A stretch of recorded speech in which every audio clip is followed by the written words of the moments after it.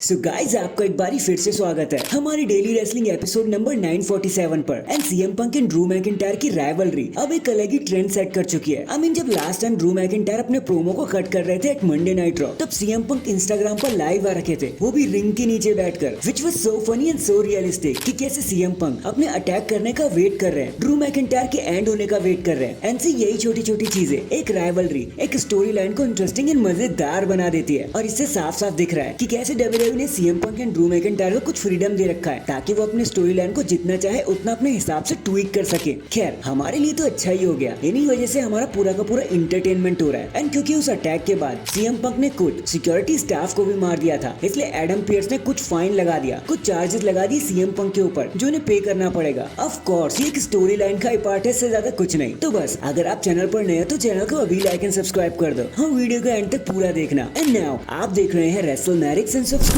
करना तो बनता है। वेल गाइस, अभी हाल ही में mister United state champion LA Knight ने एक बहुत ही अमेजिंग किस्सा शेयर कर दिया हम सभी के साथ। तो एक इंटरव्यू देते हुए उन्होंने बताया कि यार आई थिंक स्लैमवर्सी 2016 के आसपास की बात होगी, जब मैं एक मैच कर रहा था, तब मेरा नाम एलाई ड्रेक हुआ करता था, मैं टीएनए का वार्ड था। एंड उस दिन मैच के दौरान जब मैं अपनी एंट्रेंस ले रहा था तो अचानक से मेरा पैर मुड़ गया और मैं पीछे की तरफ गिर गया रूप से, और ये काफी एम्बैरेसिंग लगा, सबने नोटिस भी कर लिया। मुझे लगा कि बस मेरा पोचमीनिया यहीं पर हो गया, अब लोग इसे सालों साल याद रखेंगे। लेकिन फिर मैंने एक ट्रिक खेल दी, मैंने मैच के बीच में ही एक बार फिर से उसी स्पॉट को दोबारा से दोहराया और एक सही मैनर में किया, ताकि सबको ऐसा लगने लगे कि वो जो एंट्रेंस पोच था ना, वो मैंने जानबूझ के किया था। But still it was so embarrassing. And इतना कहकर वो शांत हो गए। But well LA Knight, career के स्टार्ट में भाई इतनी छोटी छोटी बातें लगी रहती हैं, तो चिल मारो आप, हम आपसे कुछ नहीं कह रहे और हमने कुछ देखा भी नहीं। तो #पोचमेनिया। Next guys, as we all know कि अभी 2 दिन पहले साइको सिड इस दुनिया को छोड़ के ही चले गए at the age of 63। And खुद उन्हीं के बेटे गनर ने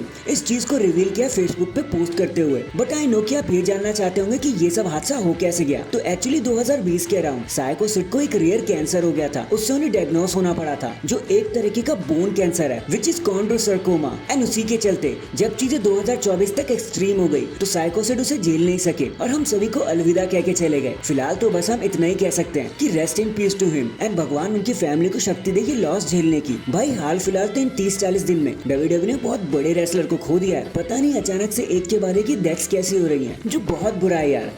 #बैड न्यूज हैपेंस। इसके बाद देखो last Monday night raw was epic, देखने में काफी मजा आया। बैश इन बर्लिन का भाई ये एक गो होम एडिशन था तो मजा आना ही था। बट पता नहीं क्यों रेंडी ऑर्टन का प्रोमो काफी फीका फीका लगा कुछ ऑडियंस को। ऑब्वियसली उनकी स्पीच में तो कोई गड़बड़ी नहीं थी, बट गो होम एडिशन के हिसाब से गंतर को वहाँ होना चाहिए था ताकि फ्यूड को जरा सा स्पाइस अप किया जा सके लास्ट बार। एंड क्योंकि गंतर वहाँ पर नहीं थे, ना कोई ब्लाइंड साइडेड अटैक हुआ और ना लडविक काइजर वहाँ पे थे, उन्होंने ऑर्टन के प्रोमो को एज यूजुअल लगने दिया। मतलब डब्ल्यूडब्ल्यूई ने कुछ ऐसा फील नहीं हुआ कि एक तरफा ही रह गया है। गंतर एंड ऑर्टन की फाइट का कोई स्पार्क नहीं मिला। बाकी सी इसमें ऑर्टन या गंतर की कोई भी गलती नहीं है, मिस्टेक नहीं है। अब स्टोरी लाइन और बुकिंग डिसीजन ही वैसा था तो क्या ही कर सकते हैं। बट चलो भाई, अब जो मैच होगा तब का तब देखा जाएगा।